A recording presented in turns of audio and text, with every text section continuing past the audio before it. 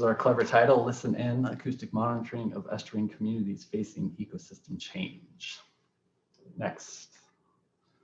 So for this acoustic research and monitoring program, what we're trying to do, we're working with 3 NERRS. So it's Mission Aransas, North Inlet Winyah Bay, and Rookery Bay, and trying to figure out how we can integrate our acoustic research practices and with some of the research priorities and monitoring within these NERRS. So specifically addressing things like climate change and water quality and habitat restoration.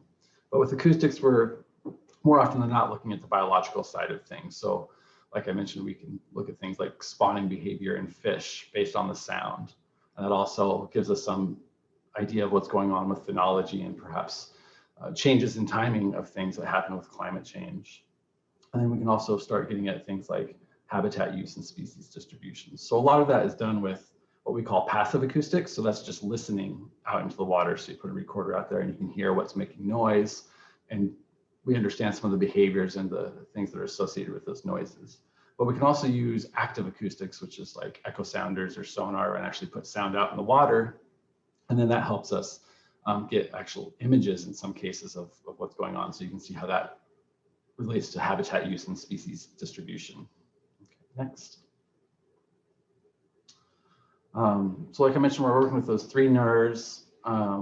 We're working with the NERRS manager specifically to try to integrate with like things like swamp monitoring and their targeted research priorities and see how those line up with our, from academic standpoint, the kind of acoustic research we're doing. And then we're also trying to tailor that so we can design a plan to integrate that with education and stewardship programs. So for instance, a couple years ago, I worked with the TOTE program to do an acoustics program with that, with the middle school and high school teachers to develop curriculum based on this acoustic research. And then we're also including work with state fisheries agencies. So we'll try to collaborate with them, and the idea being that hopefully we can start producing data that's useful to everybody and also is useful by these state fishery agencies. Okay, next. So our general approach is this is really a designing kind of grant here.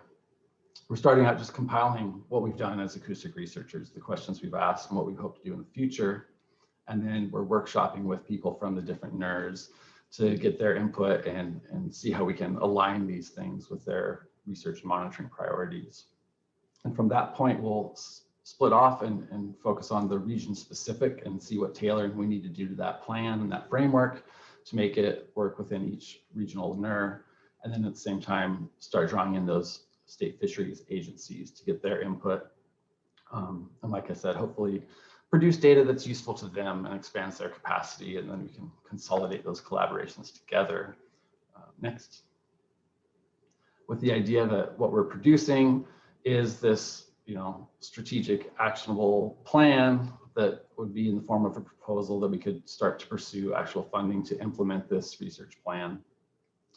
Part of that is going to be developing this infographic booklet to explain our approach and what we're trying to accomplish. And hopefully this will help us get buy-in from those resource managers and those other end users that we hope to include and have a nice collaborative team. We think it will build capacity within the NERRS and the reserves itself, but also with those state agencies as they're trying to manage those resources specific to fisheries. And then, like I said, having part of this plan is integrating it right into the education stewardship programs as well within the NERRS.